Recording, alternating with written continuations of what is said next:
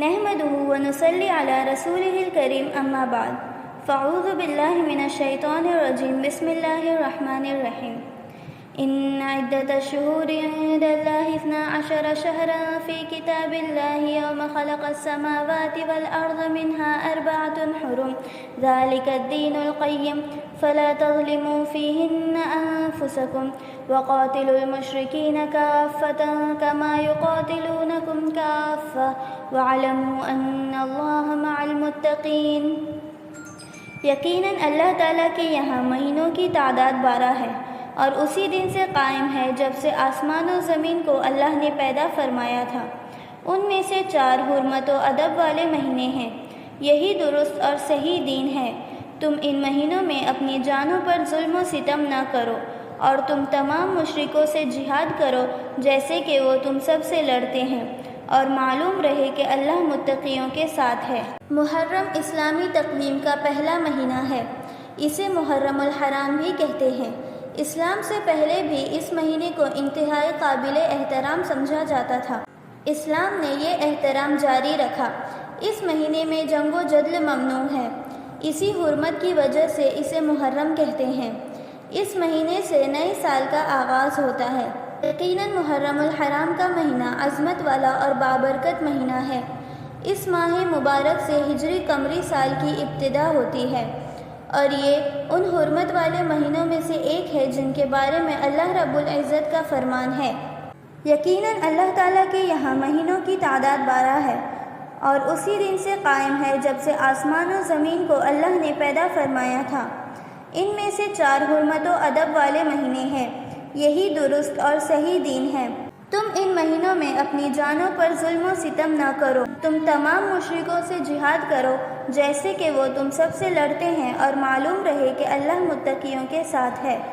ایک بار کسی نے ہمارے نبی حضرت محمد مصطفیٰ صلی اللہ علیہ وسلم سے عرض کی کہ یا رسول اللہ، فرض نماز کے بعد کون سی نماز افضل ہے، اور رمضان کے فرض روزے کے بعد کس مہینے کے روزے افضل ہیں؟ تو حضور نے ارشاد فرمایا، فرض نماز کے بعد سب سے افضل نماز نماز تہجد ہے، اور رمضان کے بعد سب سے افضل روزے محرم الحرام کے ہیں۔ محرم الحرام اسلامی مہینے کا ابتدائی مہینہ ہے۔ ہر سال یہ مہینہ آتا ہے۔ اس کا مطلب ہے ہم لوگوں کو سال کی ابتدا میں پورے سال کی منصوبہ بندی کرنی چاہیے، ایک منزل طے کرنی چاہیے، پھر اس کے حساب سے پورا سال اصول و ضوابط کے ساتھ گزارنا چاہیے۔ سال کی منصوبہ بندی میں ہمارا انکم، ہمارا خرچ، سالانہ بجٹ، تعلیمی بجٹ، گھریلو بجٹ، سماجی بجٹ طے کر کے کام کرنا چاہیے۔ بچوں کو اپنی تعلیم کی منصوبہ بندی کرنی چاہیے۔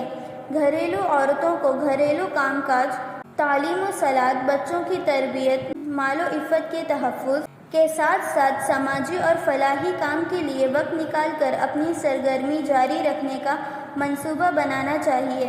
مردوں کو اپنے کام کاج کے ساتھ پورے سال کی منصوبہ بندی کرنی چاہیے تاکہ سماج کے لیے ہم زیادہ سے زیادہ مفید ثابت ہو سکیں۔ مہینوں اور دنوں کو اگر ہم بہتر طریقے سے استعمال کریں تو سماج کی تعمیر اور معاشرے کی ترقی اور ملک و ملت کی تقویت میں ہم بہترین کردار ادا کر سکتے ہیں۔ ہمیں یہ یاد رکھنا چاہیے کہ دن، مہینے اور سالوں کا گزرنا دراصل ہماری زندگی کے قیمتی لمحات کا گزرنا ہے۔ اس لیے زندگی کے ان قیمتی لمحات کو بہت محتاط طریقے سے استعمال کرنا چاہیے۔ اسی لیے اللہ تعالیٰ نے ان رات و دن، صبح و شام، دھوپ و بارش، خریف و بہار، صحت و مرض، خوشی و غم، پھر بچپن، لڑکپن، جوانی، بڑھاپا، پھر اختتام کا نظام بنایا ہے۔ ہماری زندگی کتنی قیمتی ہے اس کا اندازہ اس سے لگایا جا سکتا ہے کہ ہماری زندگی کا ایک سیکنڈ دنیا کی ساری طاقت، دولت، اختیارات اور اقتدار اور سارے اسباب و وسائل کو خرچ کر کے بھی حاصل نہیں کیا جا سکتا ہے۔ اس لیے نیا سال ہمارے ماضی کے محاسبے اور مستقبل کے منصوبے کے لیے اللہ تعالیٰ نے محض اپنے فضل و کرم سے ہمیں عطا کیا ہے۔ اس کی قدر کرنا اور اس کو صحیح مقصد میں استعمال کرنا اور خود کو سماج کے لیے مفید ثابت کرنا نیا سال کا اہم پیغام ہے۔ اللہ تعالی ہم سب کو کہنے سننے سے زیادہ عمل کی توفیق عطا فرمائے. آمین. وآخر دعوانا ان الحمد للہ رب العالمین.